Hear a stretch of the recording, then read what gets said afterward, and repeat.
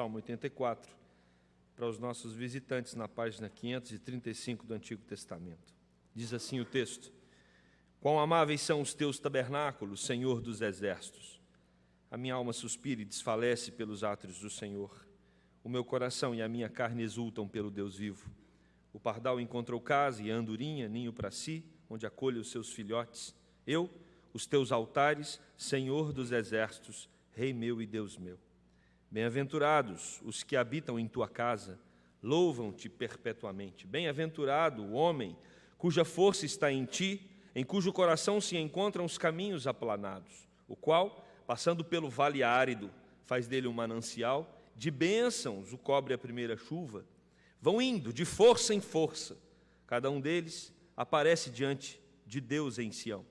Senhor, Deus dos exércitos, escuta minha oração, presta ouvidos, ó Deus de Jacó. Olha, ó Deus, escudo nosso, e contempla o rosto do teu ungido, pois um dia nos teus átrios vale mais que 1000. Prefiro estar à porta da casa do meu Deus a permanecer nas tendas da perversidade.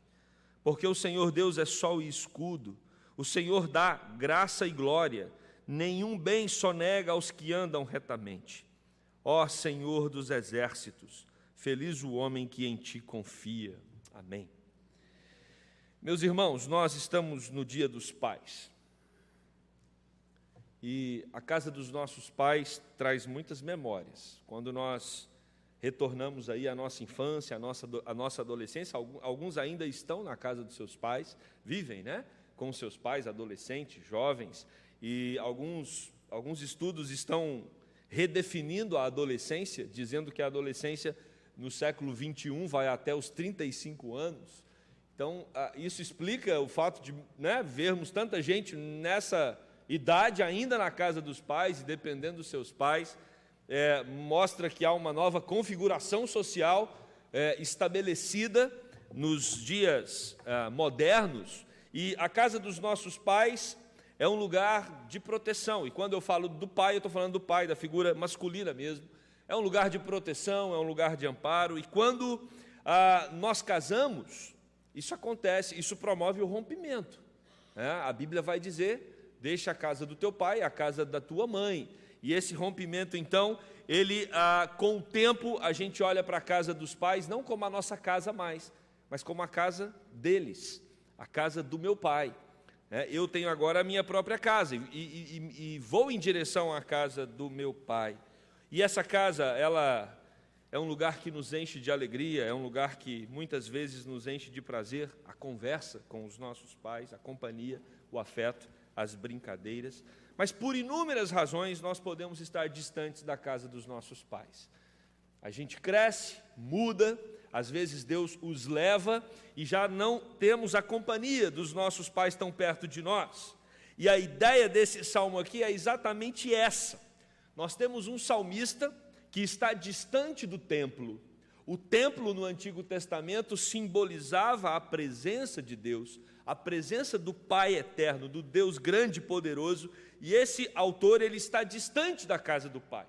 E nós percebemos que ele já escreveu outros salmos falando a respeito dessa situação, o Salmo 42 e também o Salmo 43, você percebe que o autor está abatido por estar distante de Deus. Ele vai dizer no Salmo 42, por exemplo: assim como suspira a corça pelas correntes de água, por ti, ó Deus, suspira a minha alma. E aí ele pergunta, tanto no Salmo 42 quanto no 43, por que estás abatido, a minha alma? Por que te perturbas dentro de mim? E ele vai identificar que o fato dessa tristeza, desse abatimento e dessa perturbação é porque ele está distante da casa do Pai, ele está distante da presença de Deus, e essa distância é uma distância física. Por alguma razão, ele não poderia estar no templo junto com o povo de Deus.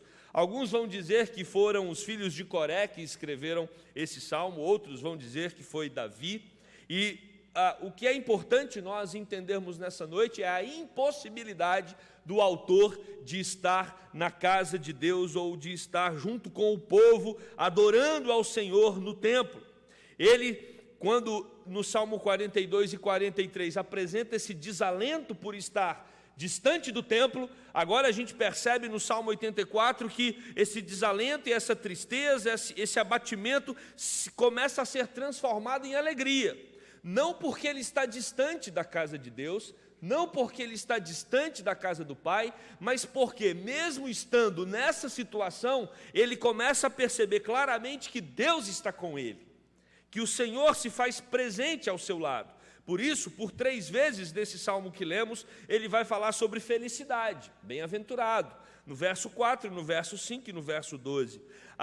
Quando nós pensamos no templo em Israel, nós devemos trazer à nossa memória que isso era alguma coisa marcante para o povo.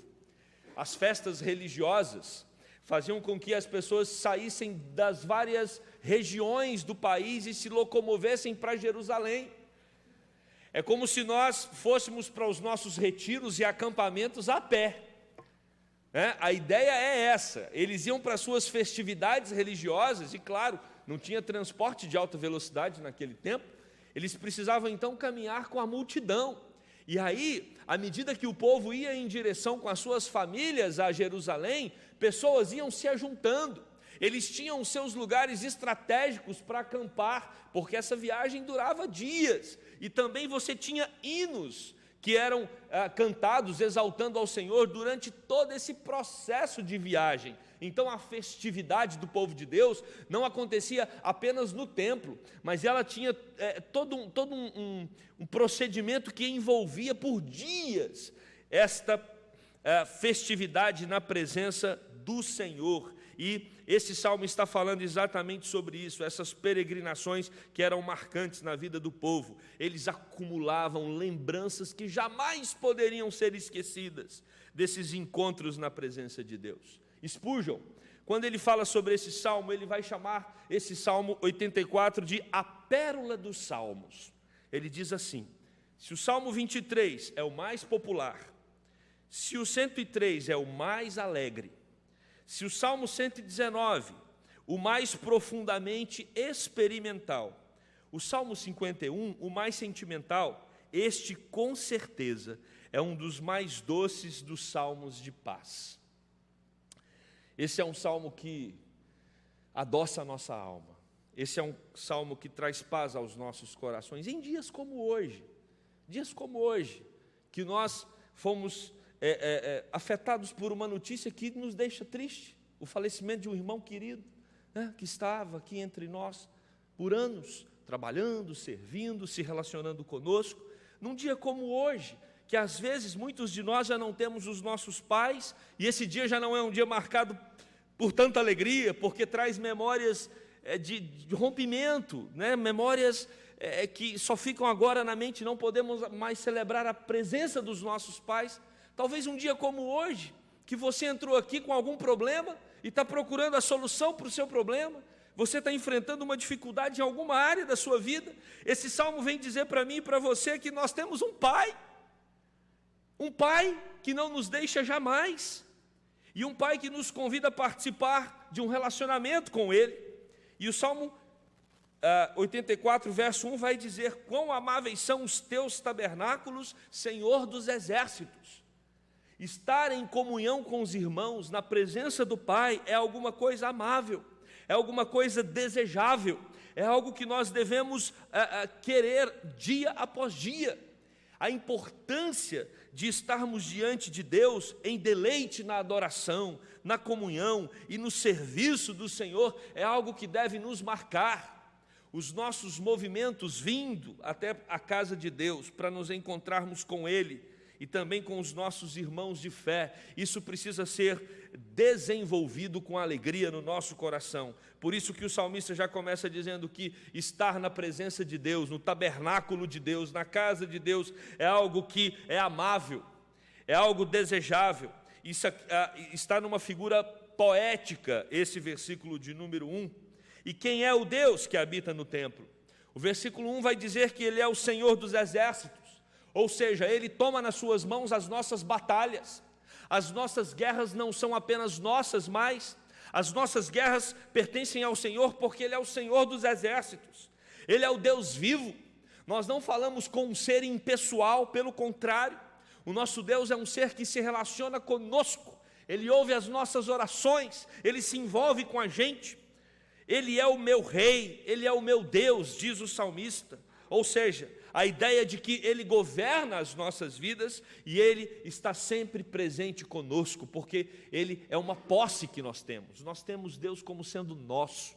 Ele é meu, Ele é seu, Ele é o nosso Deus. E nós podemos nos recorrer a Ele quantas vezes quisermos e precisarmos, que Ele estará sempre pronto para cuidar, para sustentar e para direcionar as nossas vidas.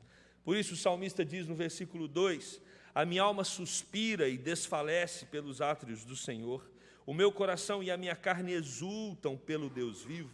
O salmista está com saudade da casa de Deus. E quando nós pensamos na casa de Deus aqui, nós temos que entender que é a própria presença de Deus que o salmista está com saudade. Porque o templo no Antigo Testamento simbolizava a presença do próprio Deus. Ele deseja se relacionar com Deus, e o instrumento que foi estabelecido para isso era o templo. Ele queria estar no templo, adorando, bendizendo a Deus. Existe uma exultação intensa por Deus proporcionada através dos seus átrios. E é interessante porque, como ele está privado, o salmista não tem condições de estar no templo, talvez por um momento gera um ciúmes nele, dos pardais e das andorinhas. E ele fala no verso 3 que o pardal encontrou casa, a andorinha encontrou ninho para si, onde ela acolhe os seus filhotes. Eu encontrei os teus altares, Senhor dos exércitos, Rei meu e Deus meu. Uma linguagem de amor, uma linguagem afetiva.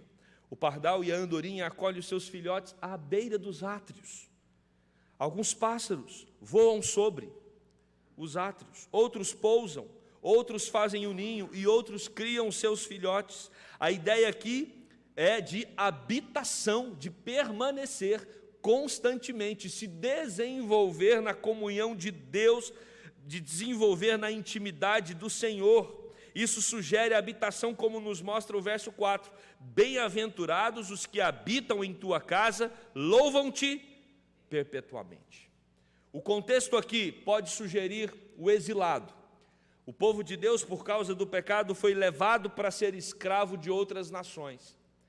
E, certamente, essa situação era uma situação de muito incômodo, de muita tristeza, porque quando o povo de Deus, por causa da idolatria, foi levado para a Babilônia, para outras regiões, para serem colocados como escravos por causa do pecado, eles ficavam distantes do templo de Deus, da presença de Deus, e isso trazia tristeza aos seus corações.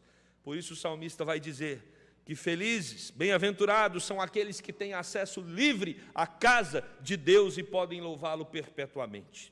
Anseio pela presença de Deus. Por isso que Jesus Cristo, quando nos ensina a orar, Ele vai dizer, venha o teu reino. Nós, como igreja do Senhor Jesus Cristo, precisamos sonhar com a vinda do reino de Deus, precisamos desejar o reino de Deus para nós, desejamos almejar o retorno de Cristo. Ou se não o retorno de Cristo, devemos ansiar a nossa ida para junto dele.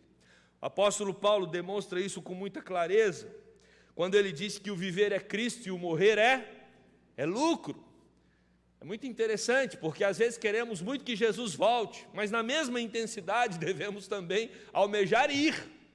Ele pode nos chamar a qualquer hora. E o crente precisa estar preparado. E o crente precisa não só estar preparado, mas precisa estar, como o Salmo coloca para nós, feliz com a possibilidade de estar plenamente na presença de Deus. Quais são as coisas que têm tirado a nossa alegria? Quais são os sonhos e projetos pessoais que têm desfocado a nossa caminhada? E têm tirado de nós o sonho e o desejo de estar na presença de Deus. Bem-aventurados os que habitam na casa do Senhor.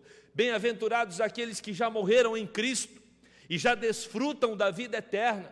Bem-aventurados aqueles que têm a viva esperança de encontrar com Jesus. Bem-aventurado o homem cuja força está em ti, em cujo coração se encontram os caminhos aplanados. O que o salmista quer dizer? Felizes são aqueles que podem até estar impedidos de ir ao templo, mas são fortalecidos por Deus, porque nada pode impedir a vinda de Deus até a nossa presença. Caminhos aplanados aqui significa via sacra para a verdadeira adoração na presença de Deus. Nós precisamos reinterpretar a nossa vida nessa perspectiva, entender que a nossa alegria está na força que vem do Senhor, a nossa alegria está numa vida de adoração ao Senhor. E aí, meus irmãos, quando nós reinterpretamos a nossa vida nessa perspectiva, de que o que vale a pena é estar na presença de Deus, o que vale a pena é sonhar com a nossa vida eterna, com a nossa morada celestial, a nossa vida será transformada, como nos mostra o versículo 6, porque quando passarmos pelo vale árido, Deus fará dele um manancial de bênçãos, o cobrirá na primeira chuva. A ideia aqui, vale árido, é vale de Bacá. O vale de Bacá tinha balsameiras, uma árvore que chora, por isso era chamado de o vale do choro, árvore que cresce em lugares áridos. E aí o próprio Deus faz dele um manancial. Nós precisamos aprender a escavar bênçãos no sofrimento. Spurgeon vai dizer que o consolo pode ser obtido através da aflição mais profunda. A chuva de Deus rega o coração quando ele está árido. Por isso o verso 7 vai dizer que esse povo que consegue enxergar um manancial no vale árido, porque Deus transforma a realidade desse povo, esse povo vai indo de força em força. Cada um deles aparece diante de Deus em Sião. Um comentarista chamado Derek Kidner, ele vai dizer que quanto mais perto nós ficamos do alvo, tanto mais forte nós somos atraídos por ele. Sabe aquela viagem que você faz e você sai animado de casa, porque é um lugar onde você quer estar muito, e você vai de carro, sei lá, 800 quilômetros, e você deseja chegar no mesmo dia, sai bem cedinho, vai viajar o dia todo para chegar no mesmo dia no lugar que você programou. E a hora que você já está ali pelo quilômetro 600, 700, cansado, vai te dando uma vontade de chegar no destino, o quanto antes. Alguns, e se você pegar as estatísticas aí, você vai perceber que muitos acidentes acontecem exatamente nessa hora, porque a pessoa já está exausta, cansada, mas ela quer, mais do que o seu cansaço, ela quer chegar no seu destino final. A ideia do Salmo é exatamente essa, que na nossa jornada cristã, quanto mais perto nós estamos de Deus, mais nós queremos nos achegar a Ele, mais nós queremos nos envolver com Ele, nós vamos indo de força em força, cada um deles aparecendo diante de Deus em Sião. Quanto mais perto de Deus, quanto mais perto do templo, mais os peregrinos aceleravam o passo, vão indo de força em força, como Paulo vai dizer, de glória em glória, para ver e conhecer o próprio Deus. Nós precisamos alimentar o nosso coração dessa viva esperança. Nós somos um povo eterno, nós não somos um povo que se limita a essa terra, e nós precisamos aquecer os nossos corações com essa verdade, de que um dia nós estaremos com Cristo, vivendo com Ele, com todos os santos, por toda a eternidade, e é disso que o texto está dizendo. Nós precisamos ansiar por esse dia, desejar esse dia como sendo o objetivo maior da nossa vida, nos encontrarmos com o nosso Senhor e Salvador Jesus Cristo. Mas de repente o salmista percebe que ele está sozinho, assim como nós. Ele está usando o pronome aqui, sempre no plural, nosso Deus, nós, e de repente ele se volta e diz, versículo 8, Senhor Deus dos exércitos, escuta-me a oração. Presta ouvido, ó Deus de Jacó. O pronome me aqui mostra uma sensação de estar sozinho na caminhada, porque ele não está no templo, ele almeja estar, mas ele não está. Ele está impedido de participar da comunhão dos irmãos por alguma razão. E às vezes nós nos sentimos sozinhos na caminhada. Às vezes a gente sente que está descolado do grupo, parece que todo mundo está numa direção e a gente está noutra, todo mundo está num compasso e a gente está no outro, e de repente temos a sensação de que estamos sós, e o salmista está tendo essa sensação aqui no verso 8, Senhor Deus dos exércitos, escuta minha oração. E o que nos chama a atenção é que mesmo ele não estando próximo do templo, mesmo ele não estando próximo da comunhão dos irmãos ali que estavam adorando no templo, Ele sabe que Deus ouve a sua oração. Ele sabe que Deus pode vir até ele, por isso que ele diz isso no verso 8: escuta-me a oração. E aí no verso 9 ele já diz: olha, ó Deus, Deus nosso, e contempla o rosto do teu ungido. Provavelmente esse ungido aqui se refere a Jesus Cristo, é um salmo messiânico. Jesus, o descendente de Davi, aquele que traz esperança aos nossos corações, aquele que nos alimenta da possibilidade da vida eterna. E aí no verso 10, ele vai dizer que o melhor lugar para estar é na companhia de Deus. Olha o que diz o texto: pois um dia nos teus átrios vale mais que 1000. Prefiro estar à porta da casa do meu Deus a permanecer nas tendas da perversidade. O salmista quer estar usufruindo nessa terra o máximo possível daquilo que ele usufruirá na eternidade. Paulo também demonstrou esse desejo quando ele disse lá em Filipenses capítulo 3, verso 8: deveras considero tudo como perda. Asaf, no Salmo 73, versículo 25, também demonstrou esse mesmo anseio quando ele disse: a quem tenho eu no céu, senão a ti? Irmãos, essa deve ser a nossa jornada. A nossa caminhada precisa ser marcada por esse desejo de encontrar com Deus, de ter Deus como centro da nossa vida, de dizer assim como o salmista: um dia nos teus átrios vale mais do que 1000. Porque o Senhor, Deus, versículo 11, é sol e escudo. O Senhor, Ele dá graça e glória, nenhum bem sonega aos que andam retamente. A ideia de que Deus é sol, é que Ele é luz, Ele é energia, Ele produz alegria e calor nas nossas vidas. Ele é escudo, a ideia de que Ele é protetor.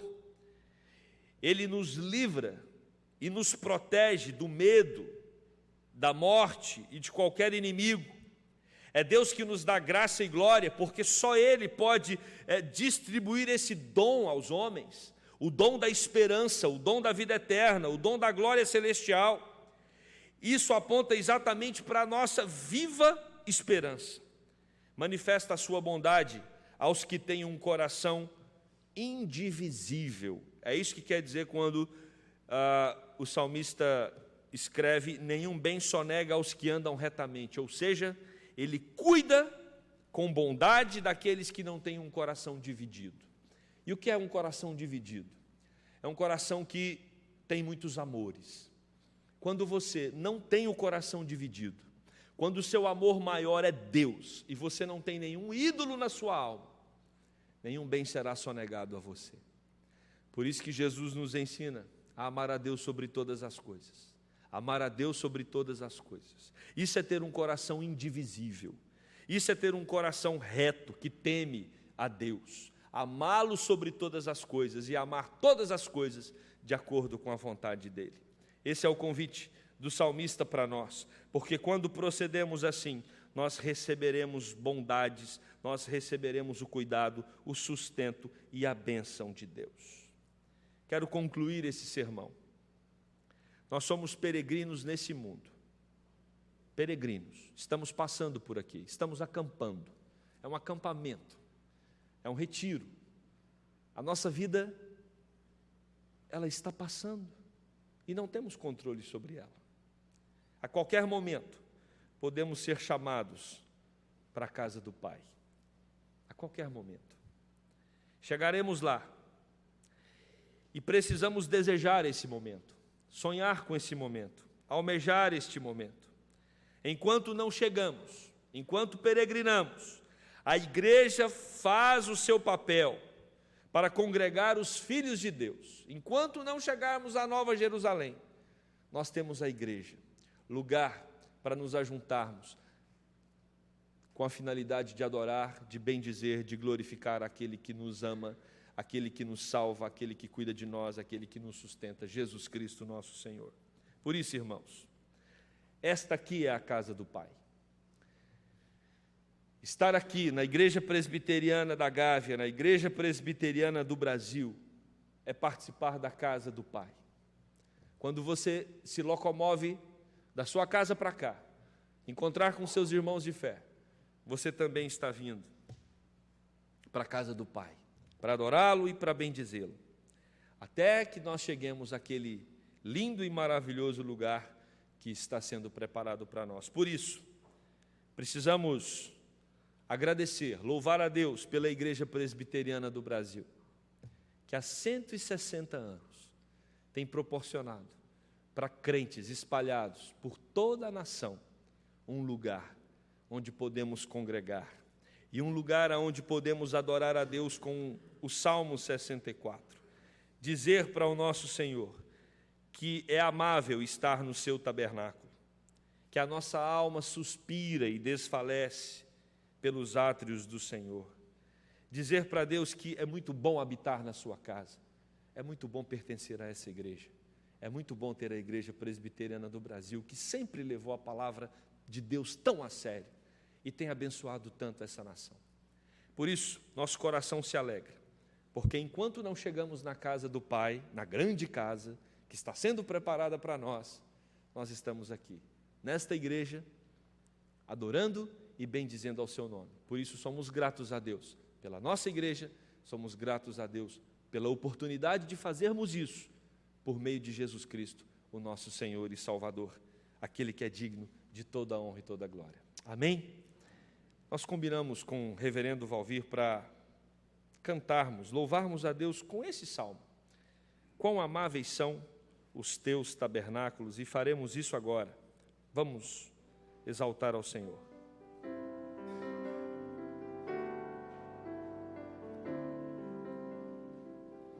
Quão amáveis são os teus tabernáculos, Senhor dos exércitos. A minha alma suspira e desfalece pelos teus átrios. O pardal encontrou casa, andorinha, ninho para si. Eu encontrei teus altares, Senhor, Rei meu e Deus meu. Eu encontrei teus altares, Senhor, Rei meu e Deus meu.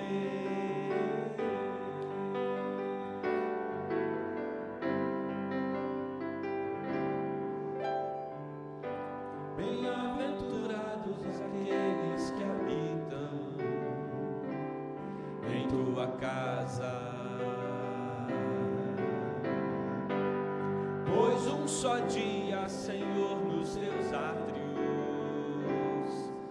vale mais que mil. O pardal encontrou casa, andorinha, ninho para si.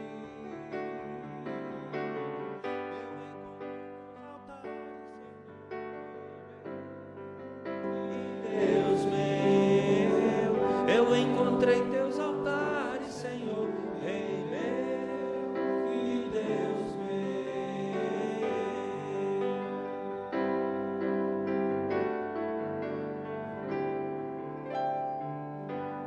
Pois o Senhor é sol e escudo da graça e glória. Não negará bem algum aos que vivem corretamente. O pardal encontrou casa, andorinha, ninho para si. Eu encontrei teus altares, Senhor, Rei meu e Deus meu. Eu encontrei teus altares, Senhor, Rei meu e Deus meu. Eu encontrei teus altares, Senhor, Rei meu e Deus meu. Vamos orar. Querido Deus e eterno Pai, obrigado porque nós temos a plena convicção de que em Cristo Jesus nós encontramos os teus altares, a livre, o livre acesso à tua presença, a liberdade de estar na tua companhia. Em Cristo nós temos a certeza de que viveremos contigo eternamente. Obrigado, Deus, porque no dia da nossa peregrinação, enquanto caminhamos por essa terra, nós somos alimentados por essa esperança, Deus. Que o Senhor continue aquecendo os nossos corações. Que o Senhor continue, Deus, nos dando cada vez mais da alegria de estar na tua casa. Louvamos ao Senhor pela Igreja Presbiteriana do Brasil, que há 160 anos tem possibilitado ao povo brasileiro, Deus, a oportunidade de conhecer Jesus Cristo como Senhor e também de conviver em comunhão com os irmãos, adorando ao nosso Pai Celestial. Muito obrigado, Deus, por esta igreja. Que o Senhor continue sustentando-a, Pai. Que ela continue firme na Tua palavra, honrando o Teu nome, Te bendizendo e sendo direcionada pelo Teu Santo Espírito, Deus. Pai, nos ensine a cada dia mais a agradecer ao Senhor pela oportunidade de estar em comunhão com os irmãos nos Teus átrios, no Teu tabernáculo, louvando e bendizendo ao Teu nome. Te agradecemos, Deus, pelo Teu cuidado, pelo Teu sustento e pela Tua salvação, que nos enche de esperança nesse dia. Oramos em nome de Jesus. Amém.